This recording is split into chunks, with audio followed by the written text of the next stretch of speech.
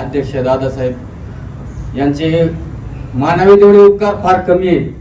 कारण मी दत्तात्रय मुळे शिवऱ्या खुर्द या गावचा आहे. मला फक्त अर्धा एकर जमीन आहे, 20 गुंठे जमीन आहे कोरडवाहूची.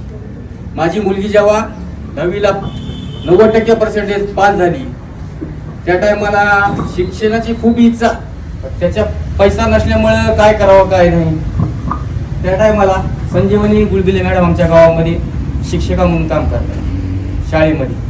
त्यांनी सांगितलं की बाबा तुम्हाला शिक्षणाचं शिकवायचं तर असेल तर ग्राम ऊर्जा फाउंडेशन ही संस्था जे कार्य करते, ग्राम ऊर्जा हे नावच त्यांचं की ग्रामीण भागातील मुलांसाठी एक ऊर्जा देणारी संस्था आहे. त्यांनी जे कार्य केलेलं आहे ग्रामीण भागासाठी त्यांचे मोल न करता सांगण्यासारखे आहेत. आज माझी मुलगी सिंबाशिस इंदोर या संस्थेमध्ये 2 वर्ष झाला शिक्षण पूर्ण करत आहे, डिप्लोमा. सांगितलं की त्या डिप्लोमा केल्यानंतर तुमचं काय कंडिशन होईल, तुमची प्रगती होईल तुमच्या घराची. 650 किलोमीटर मूल्य वाट लावायचं कसं. आमची घरचे तर नकोच म्हणले, काही गरज नाही, ते थांबू म्हणजे एवढं वर्ष नाही तर पुढल्या वर्षी लग्न करून टाकून म्हणजे आपल्या ज्यांना शिक्षण होत नाही काय. माझी मुलगी समोर आहे तिथं. ज्या टायमाला ह्यांना भेटलो होतो आम्ही, यांनी सांगितलं की बाबा तुम्ही स्वतः आधी जाऊन बघा, तिथली सुरक्षा बघा काय.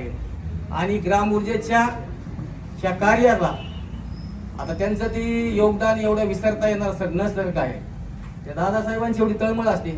दुसरं एक सांगायचं म्हणजे माझी एक बहीण विधवा आहे माझ्यापाशीच, तिला 2 मुली आणि 1 मुलगा, एवढी 3 आपत आहेत.